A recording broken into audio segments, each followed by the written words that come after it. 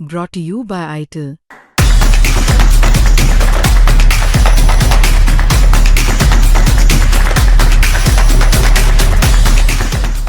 नमस्कार दोस्तों, क्राइम तक में आप सबका स्वागत है। मैं हूं सुप्रतिम बैनर्जी। ये वाकया है आगरा का। आगरा ग्वालियर हाईवे पर एक जगह है जिसका नाम है सैया। इस सैया इलाके में एक मैरिज हॉल है, संकल्प मैरिज होम के नाम से। काफ़ी मशहूर है, यहाँ शादी विवाह वाले प्रोग्राम होते रहते हैं। इसी मैरिज होम के पीछे 2 तारीख को यानी 2 अप्रैल को एक शख्स की आधी जली हुई लाश मिलती है। और लाश जो है वो मैरिज होम के पीछे सुनसान खेतों के बीच पड़ी हुई थी। क्लियर कट मर्डर का मामला है, क्योंकि खेतों के बीच किसी आदमी की लाश पड़ी हो और वो कोई शमशान घाट तो है नहीं, वो भी आधी जली हुई हालत में, तो जाहिर है कि कत्ल हुआ है और कत्ल करने के बाद सबूत मिटाने की कोशिश कातिलों ने की है। तो जब लोगों की नज़र इस लाश पर पड़ती है तो लोग फ़ौरन पुलिस को इन्फॉर्म करते हैं। आगरा की पुलिस मौके पर पहुंचती है और सीन ऑफ क्राइम का बहुत बारीकी से मुआयना करती है। पुलिस सीन ऑफ क्राइम पे कई क्रूशियल चीज़ें देखती है। सबसे पहले तो पुलिस की नज़र लाश पर जाती है और पुलिस की कोशिश होती है कि मरने वाले शख्स की पहचान पता की जाए ताकि इस कत्ल की तफ्तीश आगे बढ़े। चेहरा बिल्कुल डिफॉर्म हो गया है, पहचान पाना मुश्किल है चेहरे से, लेकिन पुलिस उसकी कुछ तस्वीरें क्लिक करती है। इसी बीच पुलिस की नज़र उसकी एक बांह पर पड़ती है और उसकी बांह में एक टैटू बना हुआ था और टैटू में लिखा हुआ था लोकेंद्र और सोमवती। तो लोकेंद्र और सोमवती लिखा होना इस बात का इंडिकेशन था कि शायद मरने वाला शख्स लोकेंद्र था और सोमवती उसकी बीवी का नाम होगा, क्योंकि गांव देहात में आमतौर पर लोग अपना और अपनी लाइफ पार्टनर का नाम लिखवा लेते हैं अपना कमिटमेंट या लव शो करने के लिए। तो ऐसा लगने लगता है कि मरने वाला शख्स लोकेंद्र होगा। अब पुलिस आसपास के लोगों से भी इसके बारे में पता करने की शुरुआत करती है। व्हाट्सएप ग्रुप्स पर मैसेजेस भेजती है, तस्वीरें भेजती है, क्लोज शॉट वहाँ पर जो लोकेंद्र और सोमवती लिखा हुआ था उसके क्लोज शॉट लेकर भी भेजती है। हालांकि वो झुलसा हुआ है लेकिन फिर भी रीडेबल है, पढ़ा जा सकता है, तो वो भी पुलिस जो है सर्कुलेट करती है। इसके अलावा पुलिस को मौका वारदात पर कुछ और चीज़ें मिलती है। पुलिस को कुछ शराब के टेट्रा पैक मिलते हैं, पाउचेस जिसे हम कहते हैं। देसी शराब जो है वो टेट्रा पैक में भी मिलता है, बिकता है, तो उसके कुछ पाउचेस मिलते हैं। इसके अलावा कुछ पेपर्स पड़े हुए मिलते हैं और ये पेपर कोई मतलब बहुत सिग्निफिकेंट और अहम पेपर नहीं, बल्कि वो पेपर हैं जिसमें कुछ खाने पीने की चीज़ें बांध कर कोई इस जगह तक लेकर आया था, ऐसा देखने से लगता है, क्योंकि वो पेपर मुड़े तुड़े हैं और उसमें कुछ ऑयल जैसी चीज़ लगी है, तेल जैसी चीज़ लगी है। साथ ही पुलिस को पेपर के प्लेट्स मिलते हैं जिसमें वो चटनी मिलती है जो मोमो के साथ खाई जाती है। आपने गौर किया होगा, आजकल मोमो का बड़ा क्रेज़ है ओवरऑल पूरे भारत में ही। सफ़ेद रंग की एक चटनी आती है, वो भी मिलती है, और लाल चटनी है। तो ये दोनों चीज़ें पुलिस को मिलती है। पुलिस इन सारी चीज़ों को जब्त करती है और एक एक चीज़ का डॉक्यूमेंटेशन करती है। इसके साथ ही पुलिस की तफ्तीश आगे बढ़ती है और पुलिस की कोशिश जो है वो चलती रहती है कि मरने वाले की पहचान पता हो। जल्द ही मरने वाले की पहचान जो है इस्टेब्लिश हो जाती है। वो शख्स जिसकी हत्या हुई थी वो वाकई लोकेंद्र ही था, जैसा कि वहाँ पर लिखा हुआ था। उसके भाई शिवचरण ने लोकेंद्र की पहचान की और पता चला कि लोकेंद्र जो है वो मेहनत मजदूरी करके कमाने खाने वाला शख्स था और एक सादा सिंपल जीवन जीता था। 39 साल उसकी उम्र थी, लेकिन वो इस हाल में कैसे पहुंचा, उसकी हत्या कैसे हुई, किसने की, किससे दुश्मनी थी, ये सारे सवाल जो है वो अनसुलझे थे। पारिवारिक बैकग्राउंड की अगर बात करूं तो मैंने आपको बता ही दिया कि वो मेहनत मजदूरी करने वाला आदमी था। उसकी शादी जो है 17 साल पहले हुई थी और उसकी 3 छोटी छोटी प्यारी प्यारी बेटियां हैं और एक बेटा भी है। तो कुल मिलाकर भरा पूरा परिवार है। परिवार में दूसरे लोग भी हैं, जैसा कि मैंने आपको बताया कि शिवचरण जो भाई है उसने पहचान लिया। इस बीच पुलिस जब तफ्तीश कर रही थी तो पुलिस ने पता किया कि लोकेंद्र आखिरी बार घर से कब निकला था और कहाँ गया था, क्या बोल कर गया था। तो पुलिस ने जो लोकेंद्र की पत्नी है सोमवती, उससे भी पूछताछ की। तो सोमवती ने बताया कि उसका पति 1 अप्रैल की सुबह 11 बजे काम पर जाने की बात कहकर निकला था, लेकिन इसके बाद वो वापस नहीं आया। 1 अप्रैल की पूरी रात गुजर गई और वो बहुत बेचैन रही, परेशान रही। लोकेंद्र का फ़ोन भी नहीं लग रहा था। उसने घर वालों से भी इसके बारे में बातचीत की, लेकिन इससे पहले कि वो पुलिस के पास जाते, इस बारे में कुछ और पता करते, तब तक 2 तारीख को दोपहर होते होते मतलब फर्स्ट हाफ में ही लोकेंद्र की लाश मिलने की खबर सामने आ गई। हालांकि ये खबर उन्हें तुरंत नहीं मिली थी, पहले पुलिस को मिली और उसके बाद शिवचरण ने लाश की पहचान की, तब जाकर पता चला कि लोकेंद्र की हत्या हो चुकी है। तो लास्ट जो लोकेशन है लोकेंद्र की वो उसकी घर की थी, फिर घर से वो निकला था इतना क्लियर है, लेकिन निकलने के बाद वो कहाँ गया ये पुलिस को पता नहीं था। अब घर वाले जो है किसी दुश्मनी की बात से इनकार कर रहे थे, यहाँ तक कि पत्नी भी कोई एनिमिटी या रंजिश की बात से मना कर रही थी। तो पुलिस ने छानबीन शुरू की और पुलिस ने लोकेंद्र के घर के आसपास जहाँ पर भी कुछ सीसीटीवी कैमरे हैं उन्हें देखने का फैसला किया। लेकिन इत्तेफाक से जिस कॉलोनी में जिस मोहल्ले में लोकेंद्र रहा करता था वहाँ कोई बहुत ज़्यादा सीसीटीवी कैमरे लगे हुए नहीं हैं। तो पुलिस जो है थोड़ी परेशान हुई और पुलिस को इस मामले की तफ्तीश को आगे बढ़ाने में दिक्कत हो रही थी, क्योंकि उसे समझ में नहीं आ रहा था कि लोकेंद्र आखिरी बार किन लोगों के साथ था। तो पुलिस ने जो दायरा है जिस जगह पर लोकेंद्र की मूवमेंट थी घर से लेकर उस जगह तक, उस पूरे विसिनिटी में, उस पूरे एरिया में जहां पर भी सीसीटीवी कैमरे थे, पुलिस ने उनको एक्सप्लोर करना, उनको देखना शुरू किया और इस कोशिश में पुलिस को आखिरकार कामयाबी मिली। पुलिस को एक दफ्तर के बाहर एक सीसीटीवी कैमरा लगा हुआ दिखा। पुलिस ने दफ्तर के मालिक से जाकर बातचीत की। सीसीटीवी कैमरे की फुटेज 1 तारीख की सुबह की पुलिस ने चेक की, 11 बजे के बाद की, और इत्तेफाक से पुलिस को एक बाइक पर लोकेंद्र 2 और लोगों के साथ बैठकर गुजरता हुआ दिखा। ये सीसीटीवी की तस्वीर जब लोकेंद्र के घर वालों को दिखाई गई तो लोकेंद्र के घर वालों ने इस सीसीटीवी फुटेज को देखकर अपने जो फैमिली मेंबर है यानी लोकेंद्र की पहचान भी कर ली। तो ये क्लियर हो गया कि बाइक पर लोकेंद्र आखिरी बार 2 लोगों के साथ कहीं गया था, लेकिन वो 2 लोग कौन थे ये पहचान क्लियर नहीं हो पा रही थी, क्योंकि सीसीटीवी फुटेज इतना क्लियर नहीं था कि चेहरों का पता चल सके। और रही बात बॉडी लैंग्वेज की, तो बाइक में बैठे हुए शख्स का बॉडी लैंग्वेज बहुत ज़्यादा क्लियर होता है नहीं, क्योंकि वो तो खुद ही एक मूविंग ऑब्जेक्ट पर बैठा हुआ है। आदमी जब चलता फिरता है, बात करता है, तो फिर बॉडी लैंग्वेज का पता चलता है। तो इसीलिए पुलिस को ये जो 2 लोग लोकेंद्र के साथी थे उनके बारे में जानकारी नहीं मिल रही थी।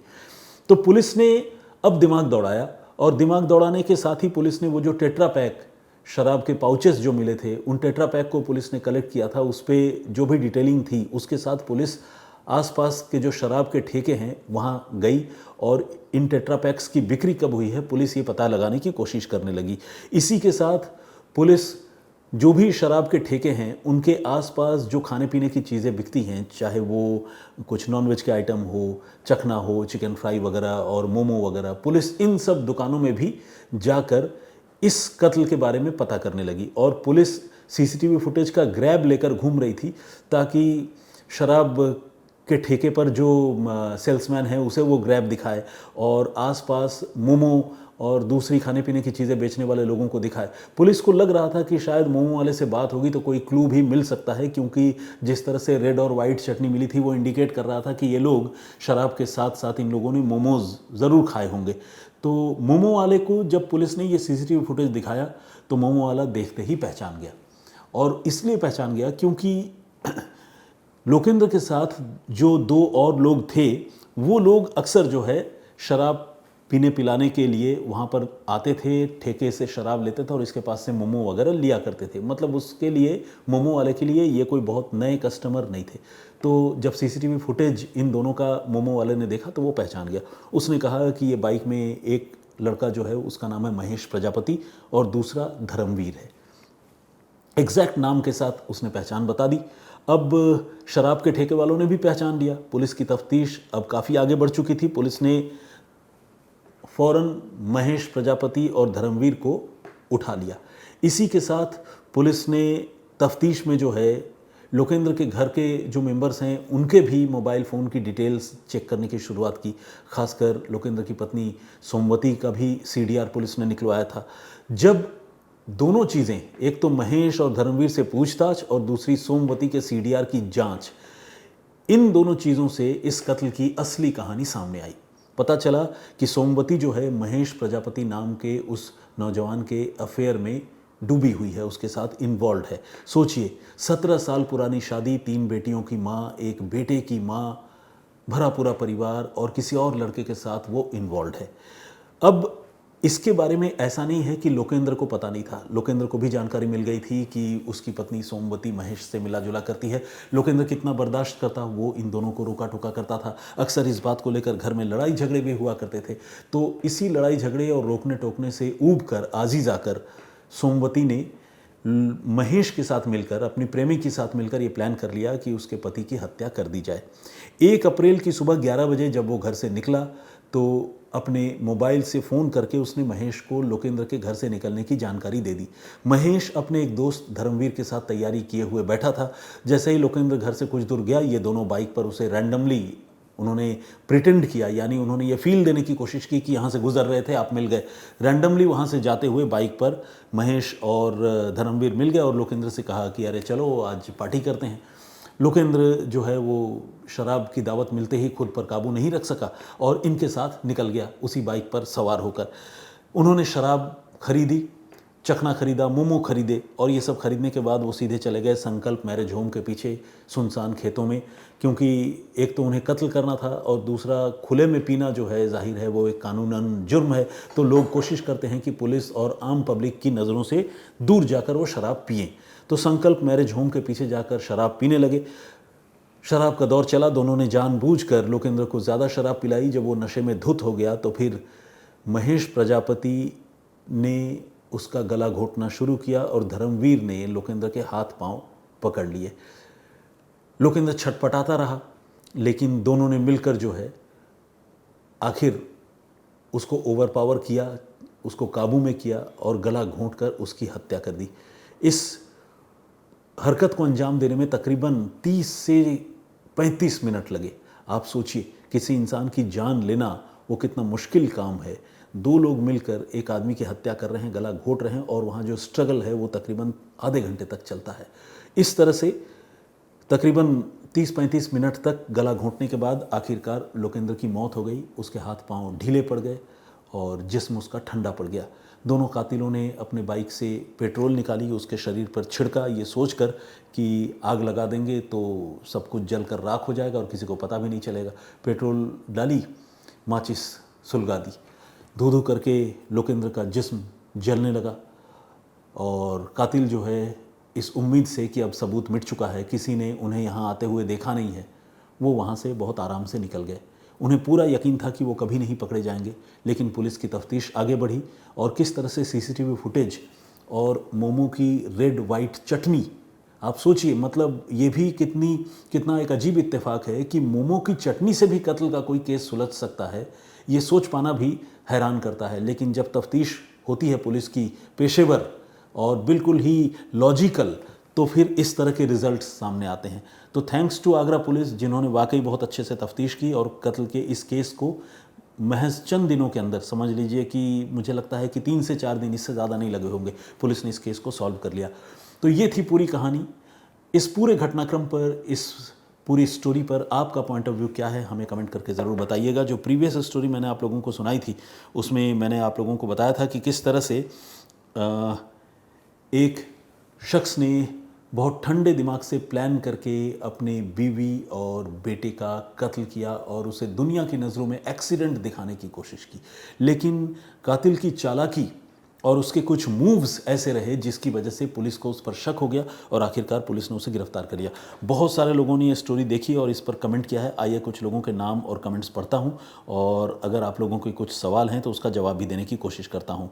सबसे पहले आइए रैंडमली ही पढ़ता हूँ। रवि कुमार जी ने कमेंट किया और उन्होंने कहा है कि पुलिस को इसी तरह केस की तह तक जाना चाहिए और पुलिस, उन्होंने ये भी कहा है कि जिस आदमी ने अपनी बीवी का कत्ल किया, अगर उसकी पहली बीवी का कत्ल भी एक्सीडेंट में हुआ है तो पुलिस को उस मामले की भी जांच होनी चाहिए। बहुत भयानक साजिश लगती है। सुप्रिया पाटिल ने कमेंट किया है और उन्होंने कहा है कि जान लेने से पता नहीं वो क्या लिखना चाह रही हैं, कुछ उन्होंने हिंदी में टाइप किया है लेकिन वो क्लियरली समझ में नहीं आ रहा, मतलब कोई उसका मतलब नहीं बन रहा है। तो एनीवे शायद ये कहना चाह रही हैं कि कत्ल करना ठीक नहीं है, जान लेने की जगह तलाक ले लेना चाहिए था, ये ज़्यादा बढ़िया होता। रंजन डी कामले ने भी कहानी सुना और उन्होंने कहा कि बड़ी दर्दनाक कहानी है और ऐसे हैवान को कड़ी सज़ा होनी चाहिए। सारंग चौहान हमारे रेगुलर लिसनर हैं, उन्होंने भी कमेंट किया है। उन्होंने कहा है कि जब बच्चे से कोई लगाव नहीं था तो सीधा डाइवोर्स फाइल कर देता माना कि लॉज जो है वो मर्दों के अगेंस्ट में है, बट पैसा जान से बढ़कर थोड़ी ही है। बिल्कुल सारंग जी, आपने बात सही कही है। और मतलब जो डाउरी एक्ट है उसे प्रो वुमेन एक्ट के तौर पर देखा भी जाता है, और ये एक बड़ा डिबेटेबल इशू है जिसको आपने लोगों के सामने रखा है। चांद खान ने भी कमेंट किया है और उन्होंने भी यही कहा है कि कत्ल से बढ़िया ये है कि तलाक ले ले इंसान और पीछा छुड़ा ले। रीता छेत्री ने कमेंट किया है, उन्होंने कहा है कि दिल को झकझोर देने वाली कहानी है। प्रदीप भामदू जी का भी कमेंट है। संदीप कुमार, इन्होंने कहा है कि आपकी कहानी सुनाने का अंदाज़ जो है वो लाजवाब है और मैं आपका बहुत बड़ा प्रशंसक हूँ। Thank you very much Sandeep ji, आपने आभार कहा है, मेरी ओर से भी आपको बहुत बहुत आभार। ये राजस्थान के रहने वाले हैं, भंडारी तिजारा के। दीपमाला ने भी कमेंट किया है और उन्होंने कहा है कि मैं बस यही कहूँगी कि ऐसे जालिम लोगों को कुल मिलाकर उनका ये कहना है कि ऐसे जालिम लोगों के खिलाफ जो है वो कड़ी कार्रवाई होनी चाहिए। रेखा बभोर ने भी कमेंट किया है, बहुत बहुत स्वागत आपका। उन्होंने कहा कि कैसा हैवान पिता था कि खुद के छोटे से बच्चे को भी उसने नहीं बख्शा और उसकी जान ले ली। जगदीश चांडेगरा जी का कमेंट है, बहुत बहुत स्वागत आपका। इसके अलावा दीपू गुप्त का कमेंट है, इन्होंने लिखा है कि शम्स ताहिर जी और आपकी कहानी सुनाने का तरीका मुझे बहुत अच्छा लगता है। जब आप सुनाते हैं तो पूरी कहानी अच्छे से समझ में आती है और आवाज़ भी बहुत अच्छी आती है। Thank you very much. इसके अलावा परूप श्रेष्ठा जी का कमेंट है, जर्मनी से हमारे लिसनर हैं। मिथिलेश चौहान ने भी कमेंट किया है, बहुत बहुत स्वागत आपका। और इसके अलावा अजमत गुरु का कमेंट है, पुलिस वाले ऐसे ही होते हैं। इन्होंने मतलब पुलिस के अगेंस्ट में कुछ अपनी बात रखी है। राघवेंद्र तिवारी जी का कमेंट है, बहुत बहुत स्वागत आपका। अर्शिया रिजवी का कमेंट है, आजकल बहुत स्मार्ट लग रहे हो, क्या बात है, उन्होंने लिखा है। Thank you very much. अच्छा, इन्होंने थोड़ा सा उसमें ह्यूमर भी डाला है, कौन सी चक्की का आटा खाते हो। हाँ, चक्की का नाम तो पता करना होगा। Anyway, thank you very much, बहुत धन्यवाद आपका। और इसके अलावा हुसैन आरा खान का भी कमेंट है और उन्होंने ये कहा है कि इस मामले में कुछ इंश्योरेंस पॉलिसी जैसी बात भी सामने आ रही है जिसकी वजह से कत्ल किया गया है। तो thank you very much all of you. Pintu सुहाग और होमी राय का भी कमेंट मुझे विजिबल है, दिख रहा है। Thank you very much once again, आप सारे लोगों का बहुत बहुत धन्यवाद। मैं फिर हाजिर हूँगा किसी और कहानी, किसी और वाक़ये के साथ। तब तक अपना बहुत ख्याल रखिए, सुरक्षित रहिए। जय हिंद, जय भारत।